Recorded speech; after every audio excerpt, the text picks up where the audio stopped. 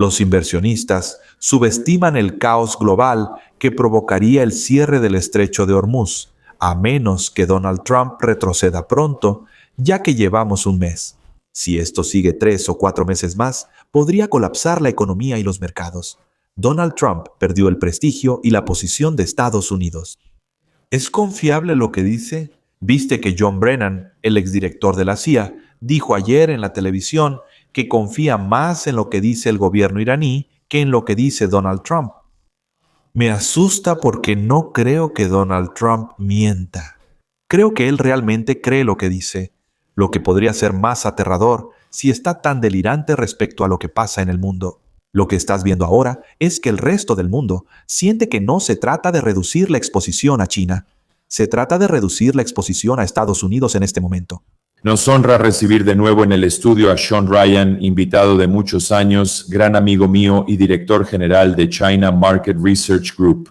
También es autor de muchos libros superventas sobre China. Este es su último, llamado La División. Si te interesa China, Sean es una de las personas mejor informadas que puedes escuchar. Sean, bienvenido de nuevo. Es un gusto estar aquí, Cyrus. No he vuelto desde que Trump inició la guerra comercial contra China y el mundo, causando estragos económicos globales. Es bueno estar aquí y hablar sobre lo que pasa en China y la geopolítica.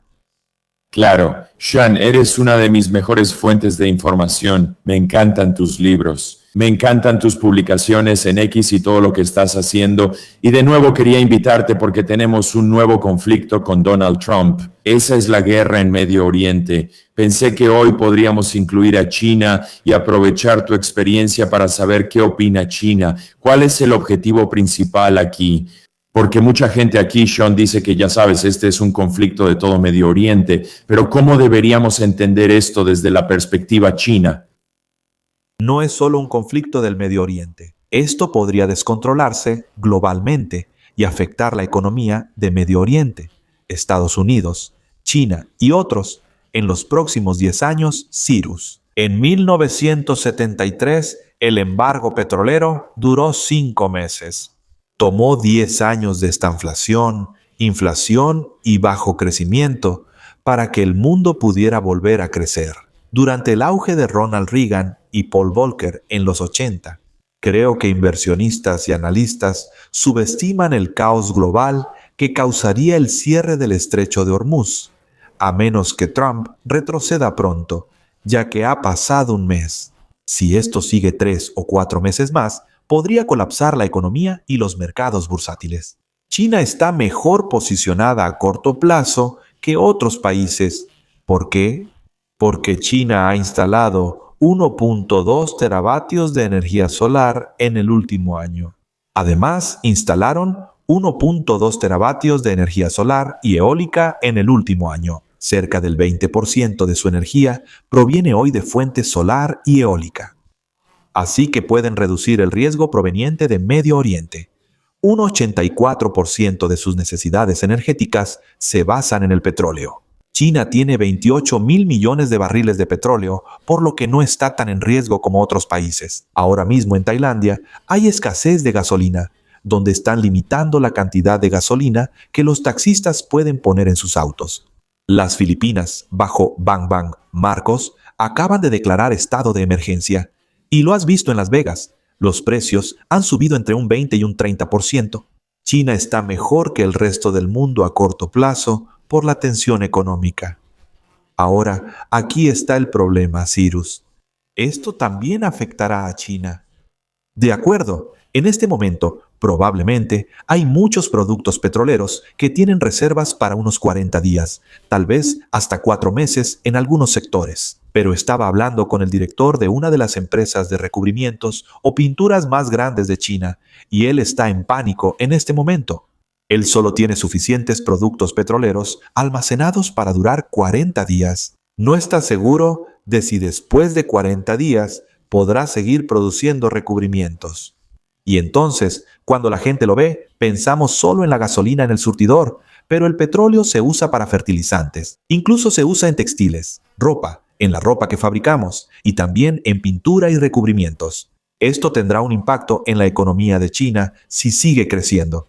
Y es que, ya sabes, China representa el 30% de la manufactura mundial. Si la manufactura en China se detiene, el resto del mundo se verá muy afectado, Cyrus. Sí, es una excelente observación. Gracias por aportar otras perspectivas, porque solemos pensar solo en la gasolina y el uso del petróleo para eso. Pero me encanta que hayas mencionado a China y que sea responsable del 30% de la manufactura, y realmente puedo entender el efecto dominó. ¿Qué piensas de la producción petrolera en China? Por ejemplo, en las regiones occidentales donde está Xinjiang, China también está produciendo su propio petróleo para consumo interno. Sí, actualmente, además de la energía eólica y solar, que cubren el 20% de la demanda energética de China, el país posee unos 28.000 millones de barriles de petróleo bajo tierra en el noreste y Xinjiang. Por eso es que ahora puede manejar mejor la escasez proveniente de Medio Oriente, porque en gran parte es independiente en términos energéticos. De nuevo, China cubre alrededor del 84% de sus propias necesidades energéticas con recursos que provienen del mismo país. Pero claramente, ¿sabes? Todavía va a haber un efecto indirecto. Y por eso, ya sabes, algunas personas dicen que China debería haber estado apoyando más a Irán. Les sorprende que China no mande apoyo militar a Irán o Venezuela. Pero ese es el punto, Cyrus. Yo no veo a Irán, Corea del Norte y China como un eje del mal caricaturesco, como los llamó George W. Bush. China, ya sabes, tiene buenas relaciones con Irán. Han sido el salvavidas económico de Irán durante los últimos 5 a 10 años, comprando la mayor parte de su petróleo. El petróleo iraní cubre cerca del 20% de la energía que necesita China. Pero China también mantiene fuertes relaciones económicas con Arabia Saudita, Emiratos Árabes Unidos y Qatar. Así que es caricaturesco decir que China va a enviar ayuda militar a Irán o ayuda de doble uso a Venezuela. Debes verlo desde una perspectiva geopolítica global más amplia. China busca buenas relaciones no solo con Irán, sino con todo Medio Oriente. Sabes, yo estuve en Arabia Saudita, y cuando vas allá, hay letreros y edificios de Alibaba y Huawei por todos lados. No creo que China apoye militarmente a Irán, solo lo hace por el petróleo. Creo que lo más importante es que estadounidenses y europeos han intentado desestabilizar y acabar con China.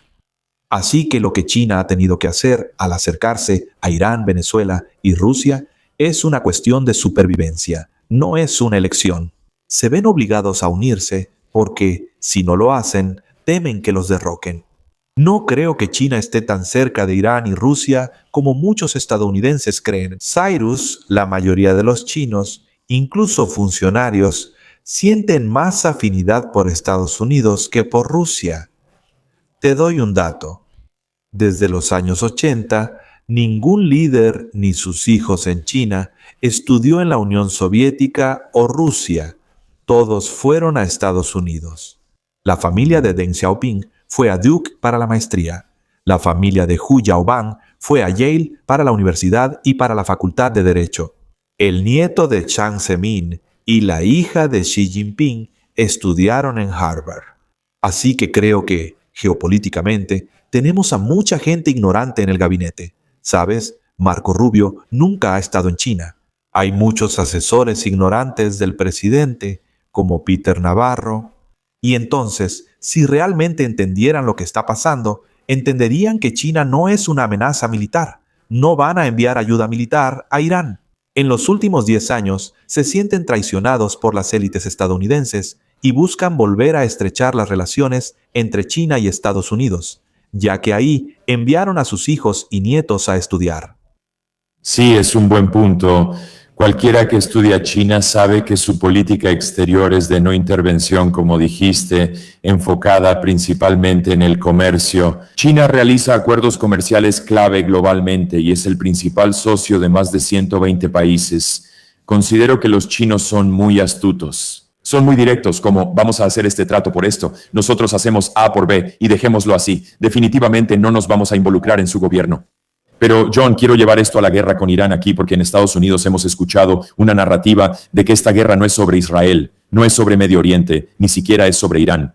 Se trata solo de contener el crecimiento de China y al final, si podemos derrocar a Irán, esta será nuestra forma de detener el ascenso de China. Así que hay una narrativa más grande aquí, o al menos esta es una teoría que se está publicando ahora mismo en Estados Unidos, que esto, en última instancia, es una jugada contra China.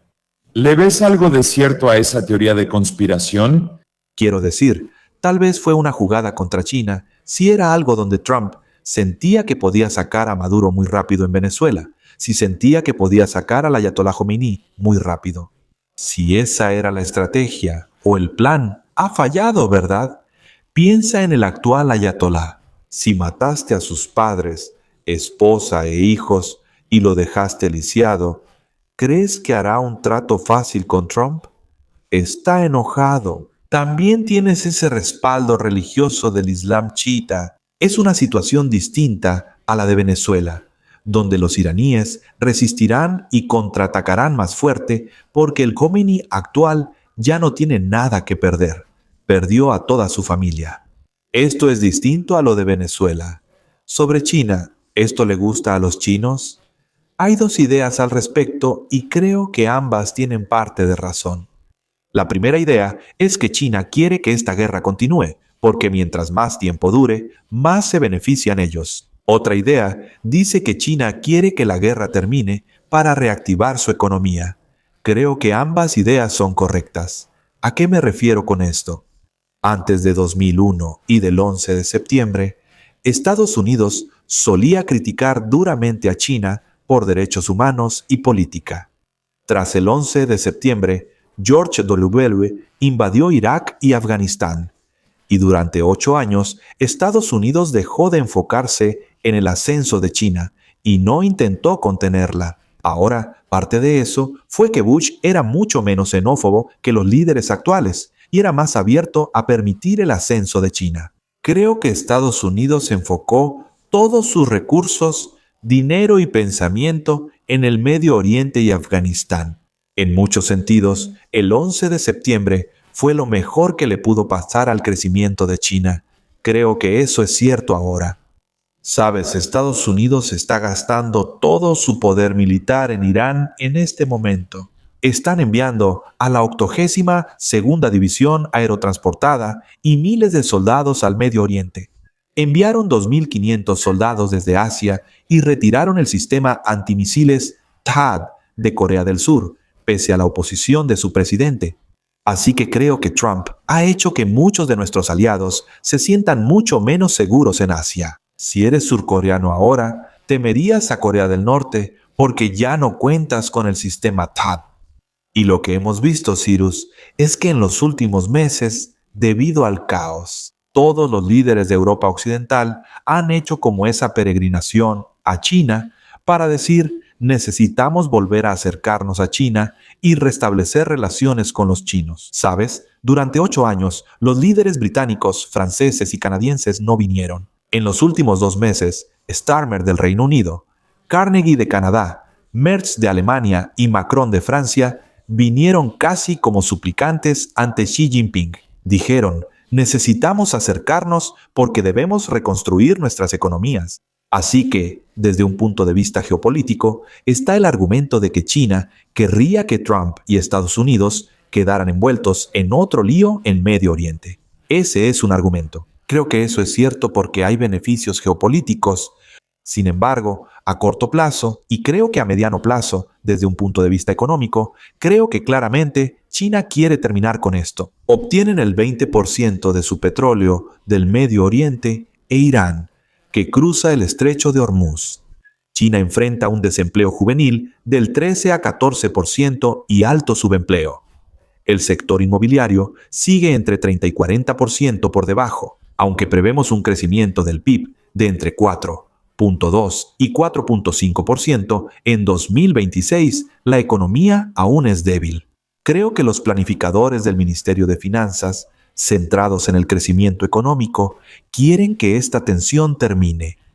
Porque, de nuevo, si la tensión continúa, en algún momento va a afectar la economía de China y el sector manufacturero. Sin productos derivados del petróleo, no se puede fabricar la ropa que la gente compra. No puedes tener el fertilizante que hace crecer los cultivos y no puedes tener la pintura que cubre todos los autos y los barcos. Así que creo que hay dos bandos dentro de China diciendo, terminemos la guerra, pero otras personas, más del lado de la seguridad nacional, están diciendo que esto es otro regalo más. Estadounidenses odiando a los musulmanes. Estadounidenses siendo belicosos y quedando atrapados en otra cruzada religiosa más en Medio Oriente. Estoy de acuerdo con ambas afirmaciones, ya que en los últimos 14 meses, con el regreso de Donald Trump, la administración Trump ha cometido errores que dieron grandes victorias geopolíticas a China. 2025 fue un gran año para ellos. Como mencionaste, muchos aliados cercanos de Estados Unidos han ido a Pekín por primera vez en 8 años. El más relevante fue Mark Carney de Canadá, quien en Davos dijo que es momento de que las potencias medias se unan. Es hora de que realmente busquemos mejores acuerdos comerciales y más acuerdos comerciales. Y luego, por supuesto, fue directamente a Pekín para firmar un acuerdo comercial muy grande, abriendo el intercambio turístico entre ambos países para canadienses y chinos. Así que creo que hay algunas victorias geopolíticas ahí, pero como dijiste, creo que para la economía china, que no está en una posición muy fuerte en este momento, ciertamente es muy preocupante. Como tu cliente, preocupado porque solo le quedan 40 días de petróleo para que la fábrica siga produciendo. Sean, quisiera saber sobre otra teoría que hemos oído. ¿Esto podría abrir la puerta para Taiwán? Creo que esta es la pregunta clave. Sabes, cuando hablamos de las relaciones entre Estados Unidos y China, Taiwán siempre es el tema principal de discusión. También estamos oyendo una teoría. Estados Unidos sigue atascado con Rusia y Ucrania, observa a Venezuela y amenaza a Groenlandia. Sabes, estamos diciendo que Canadá es el estado número 51. Ahora tenemos una nueva guerra en Medio Oriente que ciertamente ha escalado a un nivel que creo que mucha gente subestimó. ¿Esto permite que China dé un paso contra Taiwán? Quisiera saber tu opinión. Para tu audiencia que no me conoce, en realidad soy estadounidense, pero he estado en China la mayor parte de los últimos 29 años. He ganado mucho dinero, Cyrus, porque desde finales de los 90, cada 6 meses, alguien me contrata diciendo que es el momento ideal para que China continental invada y tome Taiwán. Así que cada 6 meses durante los últimos 29 años he estado dando discursos, conferencias magistrales, sesiones de talleres, porque no creo que eso vaya a suceder pronto. Recuerdo que en 2022, en el peor momento del COVID, la economía china seguramente estaba en recesión, aunque las cifras oficiales no lo reflejaban. La gente la estaba pasando muy mal. Ese habría sido un buen momento para que el Partido Comunista Chino invadiera Taiwán y distrajera a la gente de las secuelas del COVID y de la debilidad de la economía. Hay varias razones por las que, Cyrus, no considero que una invasión militar sea inminente. La primera, y esto es un poco más delicado, pero tienes que recordar que hay 9 personas en la Comisión Militar Central. Esta es la comisión militar más alta en China. 7 de 9 fueron arrestados o investigados públicamente por corrupción en el último año y medio. No sé si es lucha de facciones o corrupción. Podría ser corrupción porque el ejército estaba podrido hasta la médula en las últimas décadas. Pero lo que significa es que cuando sacas a 7 de los 9 principales líderes militares y solo te quedan 2, y uno de ellos es el propio Xi Jinping, quien obviamente no es un líder militar, no estoy seguro de que tengas el liderazgo militar necesario para lanzar algo como una invasión a Taiwán. Ese es el primer punto. El segundo punto es que China, creo, prefiere comprar influencia. Ahora, ¿a qué me refiero con esto? En Xinjiang y el Tíbet hubo agitación étnica hace 10 o 15 años. Hay que ser honestos. Entonces, ¿qué hizo China? Bueno, lanzaron enormes programas para desarrollar los sectores de atención médica, educación e infraestructura. Invirtieron miles de millones, si no es que cientos de miles de millones de dólares, en el Tíbet y Xinjiang. Su idea era mejorar la vida de estas minorías y conseguir el apoyo de las élites regionales para respaldar al Partido Comunista Chino, lo cual ha funcionado muy bien. Como mencioné, he estado 3 veces en Tíbet y Xinjiang. Los consumidores más optimistas en China suelen ser las minorías étnicas, como tibetanos y uigures en esas provincias, ya que ahora disfrutan de buena calidad de vida. China aplicó el mismo enfoque en Hong Kong. Al tomar Hong Kong de los británicos en 1997, en lugar de llamar al jefe de Hong Kong gobernador o alcalde, nombraron al jefe de Hong Kong jefe ejecutivo para mostrar a la gente que seguían siendo proempresariales. Ahora bien, esto es lo que hizo China. Le dieron a los magnates como Li Ka-shing, la familia Kwok, la familia Chong, las mejores ubicaciones inmobiliarias de China y les ayudaron a ganar mucho dinero.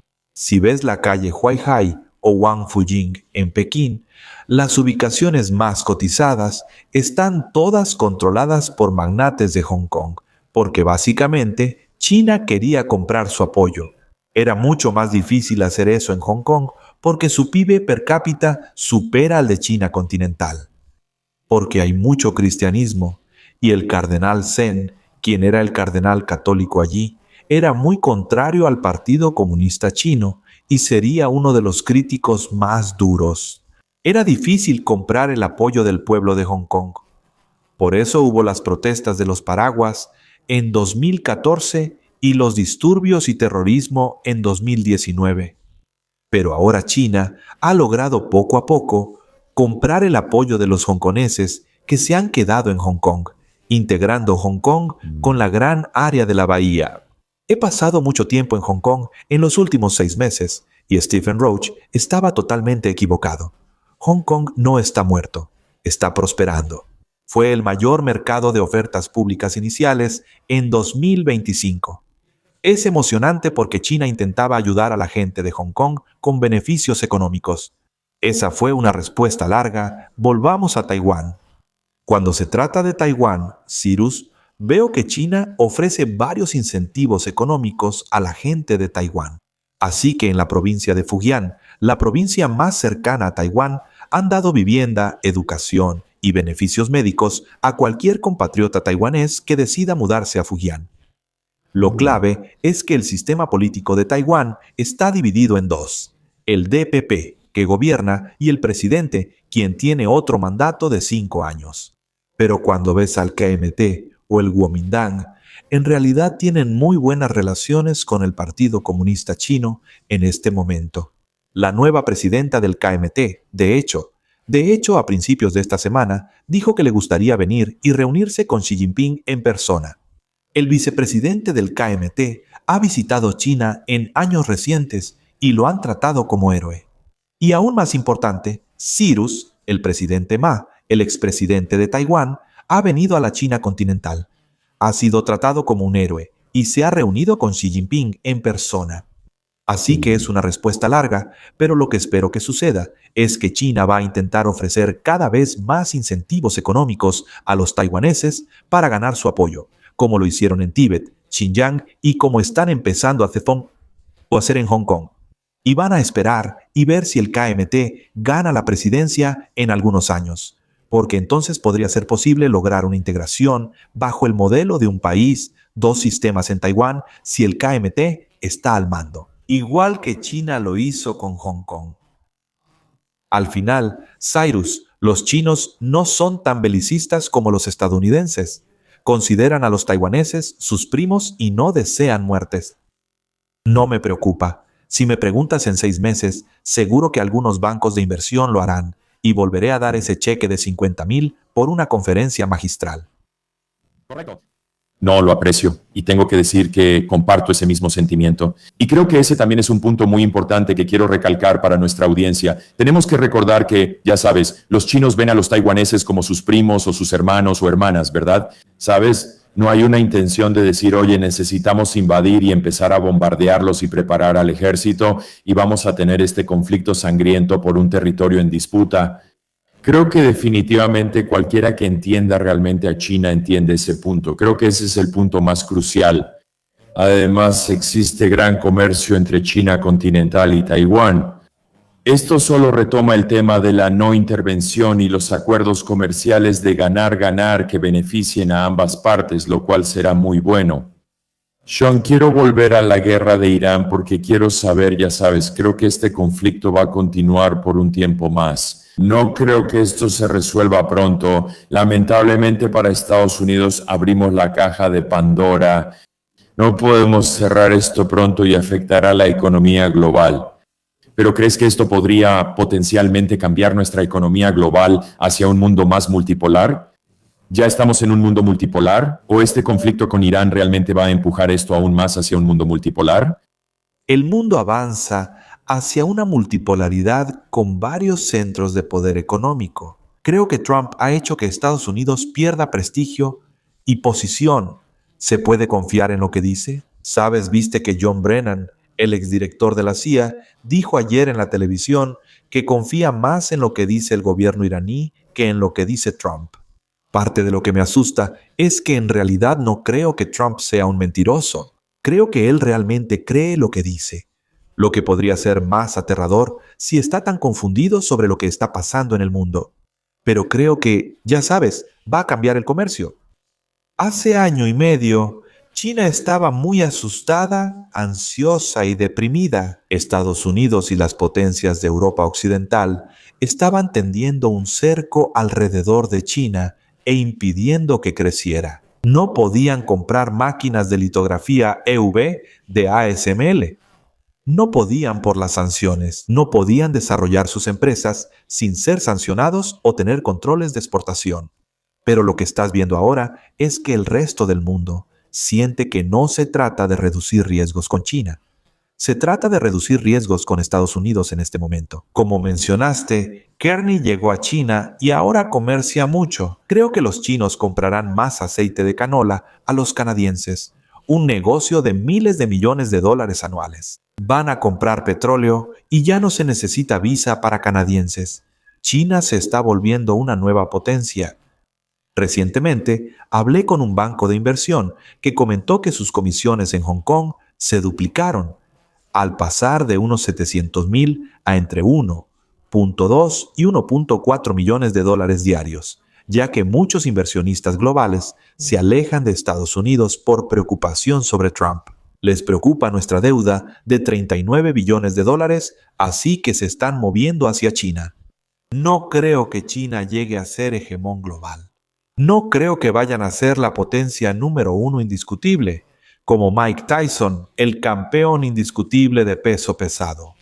Creo que lo que vas a ver son más polos de poder, así que tienes a Estados Unidos. Creo que vas a ver a China, creo que vas a ver a la India, verás el sudeste asiático, Europa y África.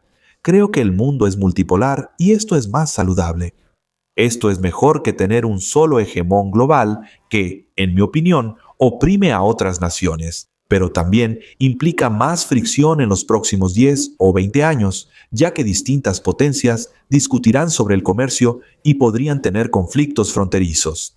El mundo será más peligroso en los próximos 10 o 20 años, Ciro, que cuando nací en los 70 en Estados Unidos. Aunque había áreas peligrosas, los estadounidenses vivieron seguros por 20 o 30 años. Creo que eso terminó. Desafortunadamente, creo que los inversionistas deberían considerar comprar acciones de empresas de armamento. Ahora, yo no lo haría desde un punto de vista moral, pero creo que Palantir, Raytheon, Lockheed Martin y Durinco van a ganar mucho dinero en los próximos 10 o 20 años, porque estamos en un mundo multipolar. Hay un vacío de poder dejado por Estados Unidos y todos intentarán llenarlo. ¿Sabes? Es como cuando el petróleo empieza a recuperarse. Todavía tienes 10 años de posible estancamiento económico. Cuando Trump se vaya, nadie volverá a confiar en Estados Unidos. Va a tomar 10, 20, 30 años, si es que alguna vez sucede, para que Estados Unidos recupere el prestigio y la confianza con sus socios que alguna vez tuvo. Sí, lo dijiste muy bien, Sean. Voy a cerrar nuestra entrevista aquí, Sean, con una última pregunta porque por supuesto tu especialidad es China. Y me gustaría saber cuáles son algunas de las tendencias que realmente estás notando para 2026 o tal vez algunas de las historias más importantes. Si te preguntan, Sean, ¿qué deberíamos esperar de China en 2026? ¿Qué sería? Déjame ir al área del consumidor, que es mi especialidad, pues ayudamos a empresas como KFC y Apple a definir sus estrategias para China. Creo que, en el lado positivo, lo que hemos visto en los últimos 6 meses es el 10% más rico comienzan a ser más optimistas y lideran el cierre de acuerdos con Europa Occidental otra vez. Son los primeros en volver a ganar dinero. Ven oportunidades comerciales con España y Alemania. Ellos también son los que están lanzando sus empresas, saliendo al extranjero, al sudeste asiático y África, y están ganando mucho dinero. En los próximos 6 a 12 meses, creo que los chinos adinerados superarán las expectativas al comprar marcas premium y de lujo. Un par de las marcas que realmente me gustan serían Ralph Lauren. Ralph Lauren está muy de moda en este momento. Ese ambiente universitario preppy funciona muy bien para el consumidor chino. Me gusta mucho Adidas. El 65% de sus productos se diseñan en China para ese mercado y crece en un 14%. Y yo iba a ponerme su nueva ropa de moda, pero quería estar un poco más elegante para ti hoy. Pero les está yendo muy bien. Y luego creo que vas a ver el surgimiento de algunas empresas chinas como Amalga, Ping y Cosméticos que están más en el segmento premium y van a quitarle cuota de mercado a los Estée Lauder del mundo. En 2026, los inversionistas deben comprar acciones del sector consumo que estén baratas y enfocadas en el consumidor chino de gama alta y de lujo. Qué bien, eso es fantástico, John. Bueno, solo quiero agradecerte mucho por todo el arduo trabajo que haces y es muy bueno seguir en contacto contigo y tendremos que invitarte al podcast más seguido. No quiero esperar un año para otra entrevista porque son muy informativas. Sé que a nuestra audiencia le encanta aprender de China. Aquí está el libro de Sean, La División. Es uno de los mejores libros que puedes leer sobre las relaciones entre Estados Unidos y China. Y Sean, te daré la última palabra, pero si quieres puedes decirle a nuestra audiencia dónde pueden encontrarte, dónde pueden seguirte o cualquier cosa que quieras hacer para promocionarte. Bueno, espero verte cuando estés en China en un par de meses, Cyrus, y conocerte a ti y a tu familia. Pueden encontrarme en Twitter, LinkedIn, pero la mejor forma de encontrarme es contactarme para dar una conferencia magistral. Viajo a varias decenas de países cada año para dar conferencias magistrales en eventos de inversión y multinacionales. Encuéntrame en una conferencia cerca de ti. Eso es increíble. Gracias a todos por ver el video. Los enlaces a la información y libros de Sean están en la descripción. Soy Cyrus Jansen. Gracias por acompañarnos. Esperamos verlos en el próximo episodio.